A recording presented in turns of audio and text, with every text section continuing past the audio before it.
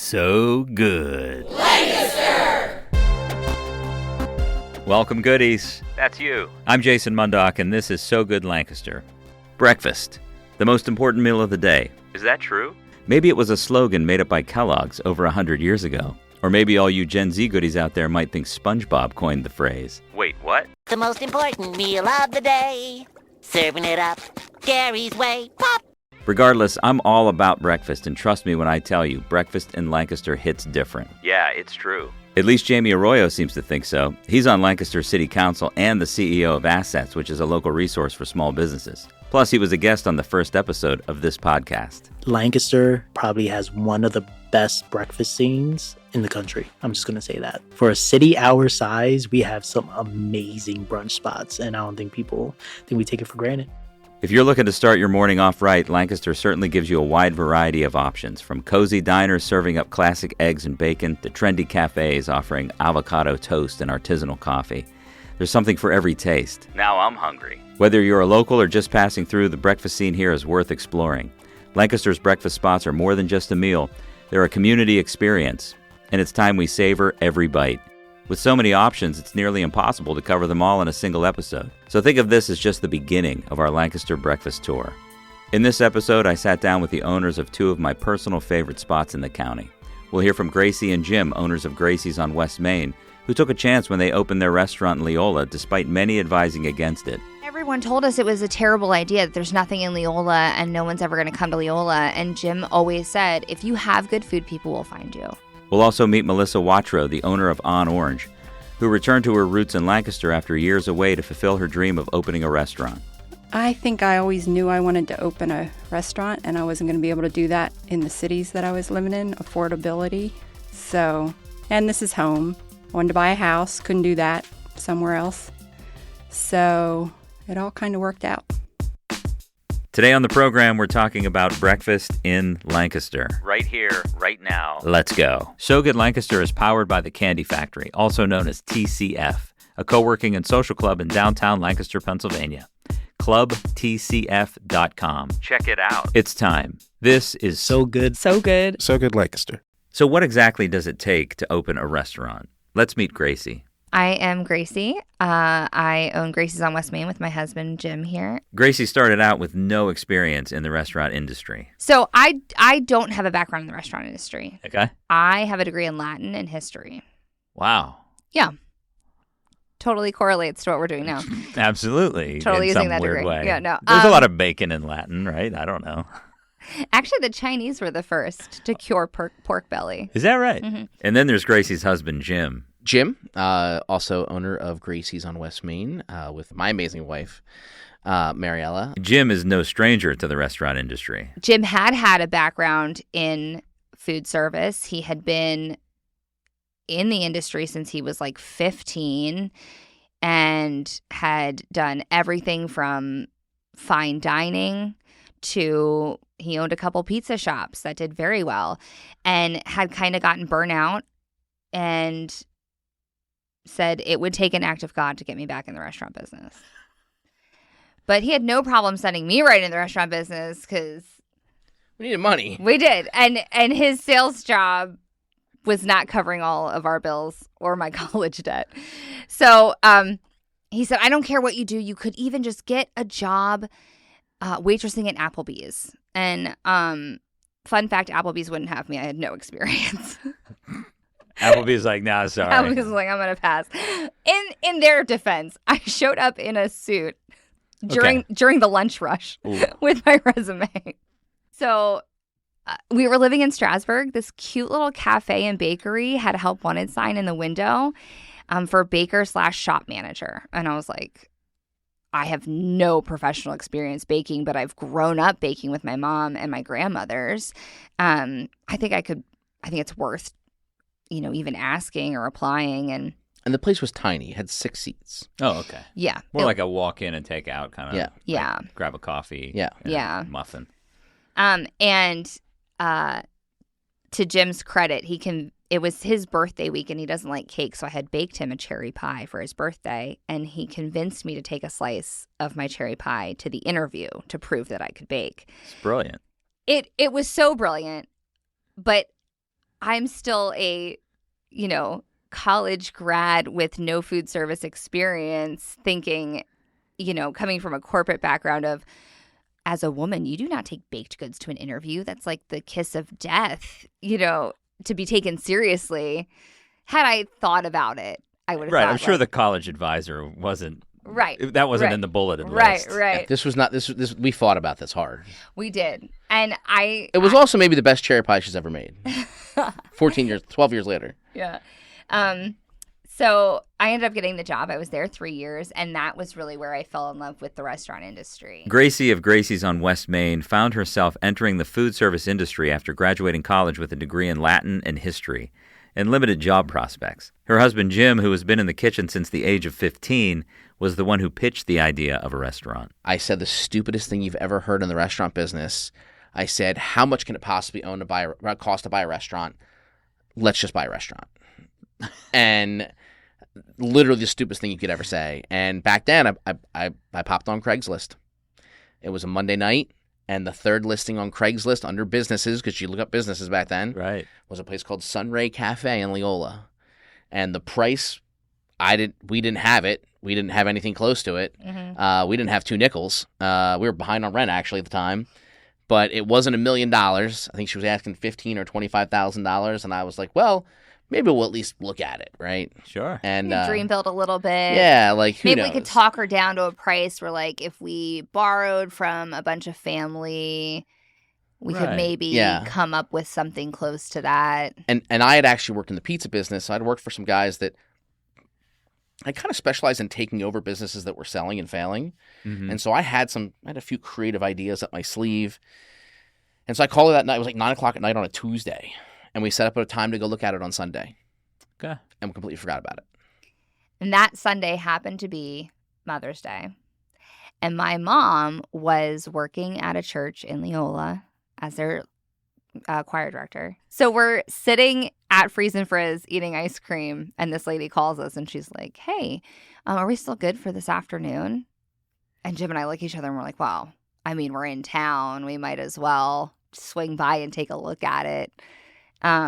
If we wouldn't have been there, we wouldn't have went. Yeah. Right. You were just down the road. Just on the road. Yeah. We And walked in. I have no chill. I'm that part of the couple that has no poker face, and he's like elbowing me. He's like, we're gonna have no like leverage to negotiate because you have so little chill in this situation. I'm like, look at the skylights, look at the exposed brick, look at the high ceilings, it's beautiful. And he's like, would you calm down? She's planning the future. Like as soon as we walked in. Yeah, right. And to give you the short version, we spent the next 2 weeks looking at it, asking around, talked to the landlord, and see if he would let me take over the lease, and did everything we could, and there was just no way it was going to happen. And I called her and I said, listen, I'm really sorry. We really wanted to make this happen. I just think financially it's just not the right time for us. Again, I wasn't joking. We hadn't paid our rent. It's like May 15th. And she said, come pick up the keys. We'll figure it out. Wow. She's like, I already got a new job. I've tried this for a year. It hasn't worked out. Like, I don't want to be here anymore. I don't want to be here Just anymore. come take it over. Come take it over. Like you're my ticket out. Yep. Mm-hmm. And she's like, the landlord agreed to it as long as he's going to let you take over the lease. So I'm not on the hook for the lease. Come take it. And I hung up the phone and I looked at Mariella and I said, I think God just gave us a restaurant. Let's see what we can do with it. That's amazing. And that's the true story. So we got to work. It was like May 26th, I believe. Mm-hmm. It was like right before Memorial Day. It was like the Friday before Memorial Day. I think we signed the lease on Memorial Day. And Gracie's on West Main was born. Gracie's has been feeding breakfast to Lancaster County since 2013, making expansions nearly every year since then. Another breakfast spot you can't visit Lancaster without trying is On Orange, which, as you can guess, is located on West Orange Street. I'm Melissa Watro, and I'm the owner of On Orange Breakfast Restaurant. Are you from Lancaster? I'm from New Holland. I'm Born from and the raised? area. Yeah, I left for about 20 years. So how long have you been back? Almost 20 years. Is that right? Hard to believe. What brought you back? I think I always knew I wanted to open a restaurant, and I wasn't going to be able to do that in the cities that I was living in, affordability. So, and this is home. I wanted to buy a house, couldn't do that somewhere else. So it all kind of worked out. When did you open as On Orange? It'll be 14 years ago this year, 2010. 2010. Yep. Yeah. Yeah, Lancaster's quite a bit different than it was in 2010. Yeah, we were the only ones there. If you visit On Orange during the weekend, there's a good chance you'll see me there, enjoying my personal favorite item on the menu, Mom's Granola. So, of course, I had to ask the story of how it came to be. Mom's Granola? She just made it, so we called it Mom's Granola. And then Dad was mad that he didn't have something on the menu, so we had to put on Dad's Scramble a few years later. But he doesn't make the eggs. No. Was the granola something that she had always made, or did she make it intentionally for the restaurant? No, intentionally for the restaurant. And she took another recipe and tweaked it, so Okay. it wasn't like, But Yeah. she's a great baker. I always tell her she missed her calling. She was a teacher, but she should have been a baker. I never worked in the industry. Nope. So what, does she deliver this granola each week? Is that how it works, or how? Just when we need it. Okay, so you Yeah. just put the order in and she whips it up and Yep. brings it over. Yep. My go-to place for breakfast in Lancaster used to be Goldie's, but they closed. At this point, it's probably Bread Peddler. I don't know. Because I like to have oatmeal, and I make my own oatmeal. Sometimes I just have 2 pieces of toast. Oh, what's the diner up here on Prince Street? Neptune Diner. My go-to place for breakfast in Lancaster is On Orange and sweet pancakes and anything that comes off the steam table. I'm going to go with Rachel's Cafe. Their crepes are, awesome.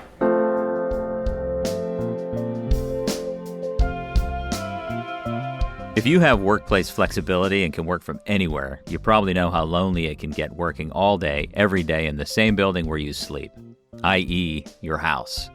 TCF Co-working and Social Club in Lancaster is the solution. Get out of the house, work around other humans in real life, and get social with a ton of clubs, activities, and events. TCF offers community, full-time, and private office memberships and day passes if you're just passing through town. Check out clubtcf.com, book a tour, and get plugged in. My current favorite breakfast in Lancaster is Amanita. They have a plate that is 2 poached eggs, some really good whole grain toast, and then some whipped sweet potatoes. I actually go to Zootropolis on Sunday brunch every time. That's my go-to, relaxing time. Every breakfast spot has its own unique menu, but Gracie's takes their love for bacon to a whole new level. With a whole section dedicated strictly to bacon, it's clear that Gracie's takes its love for the crispy delight very seriously. Whether you're craving a bacon omelet, a BLT, a bacon cheeseburger, or literally a big-ass plate of bacon, which is an actual item on their menu, Gracie's is ready to fuel your bacon needs. The actual original part actually starts at the Springerly House. This is the bakery I was working at in Strasburg. And one of the few times I would eat eggs, she would make me either a ham, egg, and cheese or a bacon, egg, and cheese croissant. And I remember one time I got bacon, egg, and cheese, and I was like, man, this is really, really good bacon. And she's like, yeah, we get it from a local butcher. And I was like, well, where is this place? And so we must have planned to go to that place for 2 years. And finally, just a few months before we ended up opening Gracie's, she dragged me out of bed at 6 or 7 a.m. to go to this place. It's called Howry's. He had been in business for 50 years in Lancaster County, right on 272, right? Or no? Is that where on Old Beaver Valley Pike, down in Willis Street. Got it. And we walk in, and I'm transported to a 1950s butcher shop. It's one 80-something-year-old dude. Yep. And he's just him. The butcher, the smoker, the cashier, counter person. Yep. And you got to get there early because he sells out. Because he's just one man. He does a certain amount every 2 pigs. week. He did 2 pigs every week. That was it. That was it. And so we get some bacon. We got a little of this, and he had this little football thing sitting there in the case, and I was like, "What's that?" He goes, "It's Irish bacon." And now listen, at this point in my life, I'm 32 years old. I've basically been in the restaurant business for 15, 16 years. I've been classically trained at school. I have no idea what the hell he's talking about. I'm like, "What are you talking about?"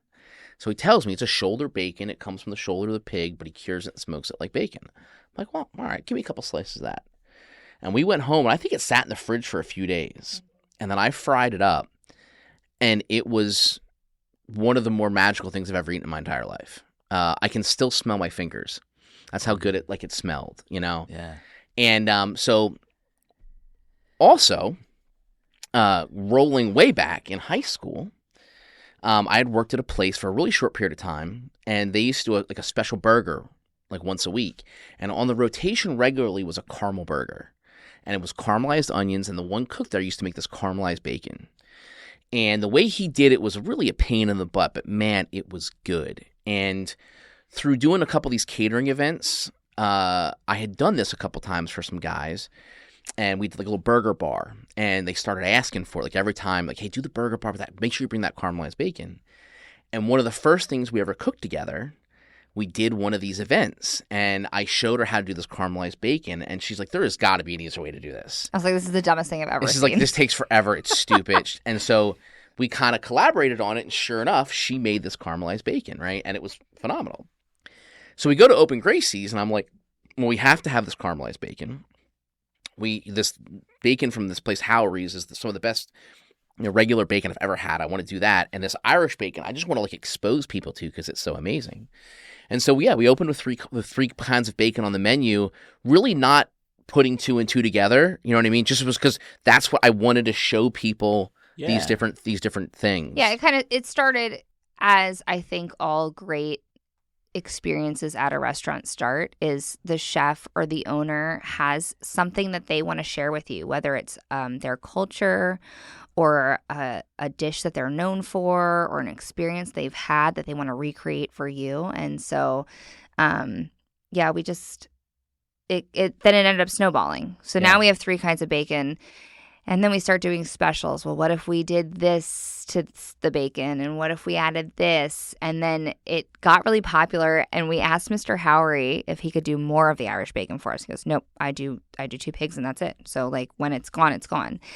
And Jim said, well, can you teach me how you make the Irish bacon so I can make it? He goes, no, hell no. I've spent 80 years perfecting my craft. I'm not just going to tell you how to do it. Figure it out. He said, you're young, you'll figure it out. Yeah. So like kind of like the bigger we grew, the more of a challenge it became finding suppliers for these specialty products that we had found and really fallen in love with, and how could we recreate that taste and that flavor profile on a larger scale. Bacon aside, Gracie's menu has plenty to offer for breakfast lovers. Not a breakfast fan? It's not a problem. Gracie's also serves up delicious burgers, sandwiches, and salads, although they're best known for their breakfast. What's your favorite breakfast dish, Gracie? I have a huge sweet tooth, so I am almost always ordering whatever the specialty French toast is at a place, whether it's stuffed or topped or a Monte Cristo, anything along those lines. How about you, Jim? So bacon, obviously, is going to be part of that answer. But then I love Mexican for breakfast. And I always have. It's one of the reasons we have huevos rancheros, and we have our spicy hash is another one of our very popular dishes. Smothered burritos. We do a breakfast enchilada. Those kinds of dishes that have spicy and eggs and rice or potatoes, and that's how Now listen, I respect a old school bacon, egg, potato toast. I can still get down with those too. Yeah, right on. Yeah. What would you say is your biggest seller at the restaurant? So Gracie's Big Breakfast is our number one seller. Which is 2 eggs, home fries, toast, some sort of breakfast meat, and a slice of our grilled banana nut bread. Or they can upgrade to French toast. Yeah. Oh. Then the second best is French toast by far. And then third is usually our avocado toast. What makes these breakfast places in Lancaster so special is the diversity within their menus. Yeah, they offer the ability to get your typical eggs, toast, and bacon dish, but they also allow the opportunity to try new things. Each place offers its own unique specialties, ensuring a memorable experience every time you visit, especially at On Orange. Do you have a favorite dish at On Orange? Well, I loved the Indian omelet. Oh, yeah? So that's why I kept that on the menu. The prior owner had it. So she did tell me where she got the Indian. It's just the Patak's Indian relish. Okay. Onions and cheddar, but it's so good and it's really spicy. And the chilaquiles are really great. The what? What's that? The chilaquile. That's the Mexican dish on there. It's a chorizo, tomato. And I used to make it for my friends when I would go visit them. And they would wake me up. She would wake me up with a cup of coffee. And she's like, get down there and make us some chilaquiles. So I wasn't sure they'd be able to translate onto a menu, but they have. I guess I really do need to branch out more. Yes. What am I doing? That's okay. You love that. I love the granola and the yogurt so much that it's really hard to get me, because that's what I crave. Yeah, well, that's fine. I wake up and I say, let's go. Do you have a go-to if you meet somebody who's been there, coming for the first time, maybe a tourist, and they say, what do you recommend? Well, the pancakes or a waffle, because they're so different. The oats and the buttermilk. I've never seen anything like it anywhere else. I'm sure there are other places that do it. Or if they like spicy, I tell them to get the Indian omelet or the chilaquiles. But if I really like the special, because they're only going to be able to get that that one time. If they come back again, they can get the other stuff. So. Another thing that comes with the breakfast scene in Lancaster is the unique environment that makes each place special. Every establishment crafts its own distinctive atmosphere, adding a layer of character to your dining experience. The environment on Orange is so cozy. I love the basement. Well, thank you. Especially when you have the candles burning. I mean, it's such a departure from the typical diner experience or typical, sort of American breakfast experience. What's the inspiration behind the decor and how you've really transformed the environment there? I don't know. It's kind of all the art is by the staff. Oh, is that right? Yep. And we painted. I put in the counter. There was no counter there. But pretty much like the downstairs, the flooring and all that is still all the same, the fireplace. But I had Kevin Lehman, I commissioned him to make those glass candle holders and the lights. So everything down there is by him. So really everything is by local artists. The bar was by these guys out on 340 that take barnwood and repurpose it. And then Joe DeVoy, when he was doing his woodworking, he made the little thing near the door. He didn't make it, but the woodworking shop made it. My brother made the bar stools and a couple other things. So it's really just sort of a mishmash of that explains stuff I had around, That explains how it's so unique. Yeah. That's fantastic. Yeah. I didn't realize that the art was made by all of staff. it is. And is that a rotating thing? If something sells, there's some stuff downstairs that's been hanging there for years. Yeah. So, but I know some of them have been around. Mm-hmm, but it's by a prior employee, and if I sell one, I send her the money, and it's all good. Gracie's, which is located in Leola, is about a 20-minute drive from downtown Lancaster, but people are more than willing to make the trip. The journey is well worth it for the delicious food, the welcoming atmosphere, and the unique dining experience that Gracie's offers. Everyone told us it was a terrible idea, that there's nothing in Leola and no one's ever going to come to Leola. And Jim always said, if you have good food, people will find you. Yeah. And I think that is a lot of what happened in those first couple years is we just kept making really good food and somebody would tell somebody and that person would tell somebody. And eventually that kind of word of mouth advertising really helped. Yeah, we really were early years. The advertisers hated us. They would come in and I'm like, I don't need you. Like I seat 60 people and we're turning away 100 on Saturday. Like, what do you want me to do? Well, my daughter, who loves you both through your bacon, your caramelized bacon. Yes. Hempfield, and to this day, it's that drive is not a big deal. Yeah. And that's on the other side of the county, really, when you think about it, right? Yeah. And you're right. People, when they find a good product and good service and a good experience, they're gonna go to get in the car and take a little drive. Yeah. And I think so much of that, what we did at Gracie's, we talked about was the experience part. We always say that, she built an atmosphere and a decor that really, attracted people, and I built a menu to attract them. And so we kind of were a really good mix on that end, you know, that it became a place that, you know, not just food, but the aesthetics, you know, the quotes on the wall are a huge deal. There's more pictures on Instagram of her quotes than there are of my food, you know, that's a fact.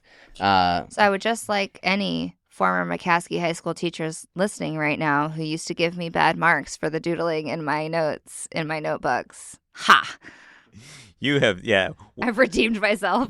Speaking specifically on breakfast, though, I think another interesting part of that conversation is, you know, breakfast in our industry has forever been the redheaded stepchild. It's what nobody wants to work. It is a segment unto the restaurant business that is like very exclusive. You basically have diners, you know, fast food, and then you have some cafes. Very, very few places that actually serve nice food, right, that really do good, you know, from scratch quality stuff. Very few of those places do anything for breakfast. And if they do, it's a Sunday brunch, and it's all the guys that have already worked 50 hours a week, and everyone's pissed they have to be there. Nobody wants to work Sunday brunch, and it usually isn't very well done. And we came into that climate culinarily as well, where we went, well, at least I went, hey, maybe there's something we can actually do differently here. And honestly, it wasn't just me. We had a lot of great staff, especially in our first couple of years, that really kind of pushed us. And we're like, what can we do that's different? What can we do that's interesting? You know, what can we do that's, you know, unique that no one else is doing? And so, you know, we started, you know, really experimenting with the menu and really trying to see what, you know, what is breakfast in Lancaster and what can we do and what people are excited about. And so that became, I think, a really kind of a calling card for Gracie's early on, was that we were trying to do something different. Okay. All right, so it depends on the occasion. If it's just me and the kids going for breakfast, we're going to be at Neptune Diner. If I got people coming in from out of town, we're going to Gracie's. Hard to come by, but Zootropolis on a Sunday, there's like a limited time. I think it's like 10 to 2, but lovely. Doors open, breakfast burrito. Well, if we were going to be like really honest, it would be Rutter's. But if we are like, I'm treating myself, it's Hudson Botanical. They have like the best eggs ever. You know, I like Rachel's Grapery. I think that's like one of my favorites. And then I'm going to name two, though. I like the Bread Peddler, too. Neptune Diner is delicious, and they have the crispiest hash browns around. Delicious. Just like classic diner food.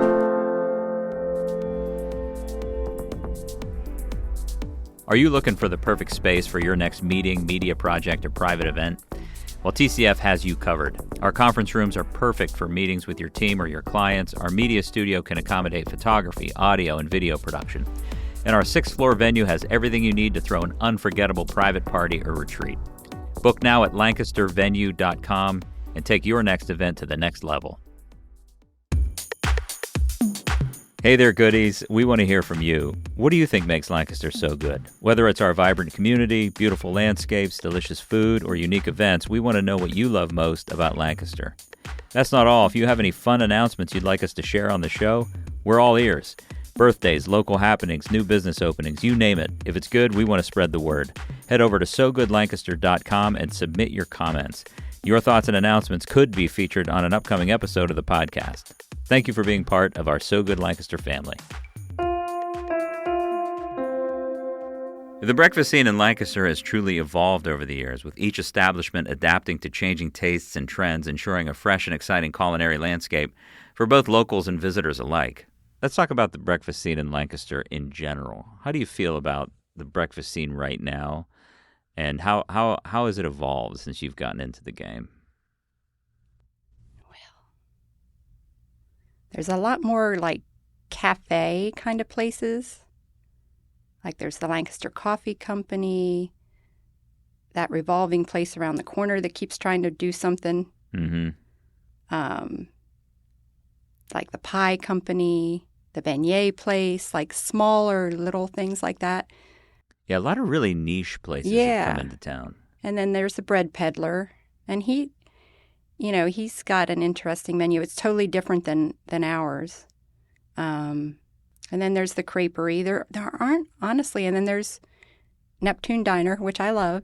I do love Neptune Diner. If I have friends come in, I have friends come in from out of town once a year, and they love going to Neptune Diner. Gracie's, open since 2013, has witnessed the true development of the breakfast scene in Lancaster County, evolving alongside the growing variety and quality of breakfast options here in the area. The food scene in Lancaster was nowhere near what it is today.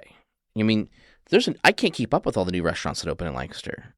Back in 2013, I think we were the first new place to open, for a couple weeks. Because remember, there used to be I think he still does it on Sundays, what's in store or what's new. New businesses, yeah, businesses that close. We were the first restaurant to open for weeks. You know what I mean? Now 3 open a week and no one notices. It's so much different. So I think that's something. So we opened in a climate that was that, right. We opened on, we were coming out of the recession, so we rode an economic high for almost a decade, till COVID, and then we did a lot of research. We ate at a lot of places. We looked at what other people were doing in the marketplace, and we said, there's a lot of places that are good, but man, there's little corners that they cut, So we've always done club white bread because it's bigger and it's nicer. We always use real butter or bacon fat. We've never used fake oils or fake butter flavored anything. We never use fake anything. We made everything from scratch. We still do to this day. Mm-hmm. We make our own jams even. I mean, just little things that if you're a regular customer, especially back then, you might not even 100% notice. You know what I mean? But hopefully you walked out the door going, something was different about that place. There's a subtlety to it. Yes, There's absolutely. a subliminal experience that happens in a restaurant or a bar or any kind of facility, like a cafe. Where you're just there's something about that place. And you just think the next time you're hungry or you're wanting to go meet up with friends or whatever it is, Mhm. that place pops back into your head. And it's really subconscious at times. I also think it has to do with how much you care. When I look at the restaurant places in Lancaster that have had staying power, like on Orange, like Rachel's, Horse. Well, they don't do breakfast. Oh well, I'm just just general restaurants in general. They are all places that have either had very involved owners, or you've had somebody there for a long time that really cares about the place. You know what I mean? Yeah, absolutely. 100%. Yeah, I think that you can tell when something is made by somebody who really cares about what they're doing. And what you're naming too are places that provide a really unique experience. Mm-hmm. Yeah. It's not the copycat of every other cafe in every other city. Right. It's a really, really unique thing. Mm-hmm. And Gracie's is certainly that too. From the cozy charm of Gracie's on West Main to the unique homey vibe of On Orange, Lancaster's breakfast scene is as varied as it is delicious. Maybe Kellogg's was onto something after all. And I guess Jamie Arroyo knew what he was talking about too. We've only just begun to explore the diverse breakfast options Lancaster has to offer, so expect a Breakfast Part 2 episode in the future. For now, do yourself a favor. Skip the cereal next time and instead head over to Gracie's or On Orange to experience 2 places that truly capture the essence of Lancaster's breakfast scene. Whether you're a longtime local or a first-time visitor, these places will make waking up early more than worth it. A big thank you to Gracie, Jim, and Melissa for joining us at the So Good Media Studio to share the stories behind their restaurants and for leaving us craving for breakfast. Gracie's opens daily at 8 a.m. is located at 264 West Main Street in Leola. To explore their menu and learn more, visit their website, gracieslancaster.com, or follow them on Instagram at Gracie's on West Main. On Orange, located at 108 West Orange Street in Lancaster, is open Friday through Sunday from 8 a.m. to 1 p.m. You can follow them on Instagram as well at On Orange Restaurant. That's it for today. Thanks so much for listening. We'll catch you next time. In the meantime, stay good, Lancaster. Stay good. So Good Lancaster is produced at So Good Media in Lancaster, Pennsylvania. Our production staff is Ann Kirby, Georgia Hall, and Star Snyder, and I do a few things here and there as well. Find us online at SoGoodLancaster.com and follow us on all the socials. Have any comments, questions, or want to learn more about how So Good Media can help you with your podcast and media productions? Drop us a line at hello@sogoodmedia.studio.